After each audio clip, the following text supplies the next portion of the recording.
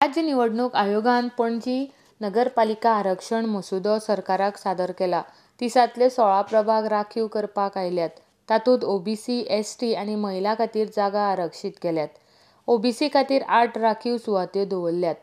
तातूंतले 5 जागे पुरुष तर 3 जागे महिलां खातीर. आरक्षीत ओबीसीच्यो 3 सुवातो अशे एकूण 10 सुवातो महिलां खातीर राखीव जाल्यात. 1 जागा अनुसूचित जमाती खातीर राखीव दवरल्या. तिसापैकी 16 सुवातो आरक्षीत जाल्ले खातीर 14 जागे सगळ्यां खातीर उक्ते आसात. महानगरपालिका निवडणुकीच्या प्रभाग आरक्षणाकडेन राजकीय नेते आनी इच्छुकांचें लक्ष लागून आसा. प्रभाग आरक्षण उमेदवारी अर्ज घेवचे 10 दिसां आदीं जाहीर करतले अशी माहिती राज्य वेंचणूक आयोग आनी सरकारान मुंबय उच्च न्यायालयाच्या गोंय खंडपीठान दिल्या. सरकारान प्रभाग फेररचणेची अधिसुचोवणी 11 जानेवारीक जारी केल्ली.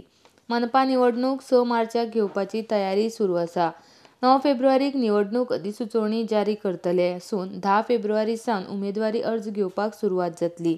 राज्य वेंचणूक आयोगान प्रभाग आरक्षण वेळेत जाहीर जावचें म्हण आरक्षण मसुदो बेगीन तयार केला.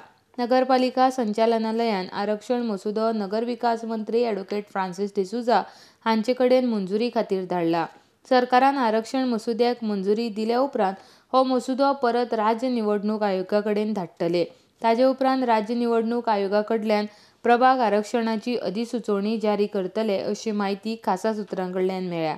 उपलब्ध म्हायतीनुसार आदले महापौर यतीन पारेख, नगरसेवक कबीर माखीजा, आदले उपमहापौर रुद्रेश चोडणकार, आदले महापौर टॉनी रॉड्रिगीस हांचे प्रभाग महिलां खातीर जाल्यार भाजपाची नगरसेविका दिक्षा मायेणकाराचो प्रभाग ओबीसी खातीर राखीव दवरपाक आयला.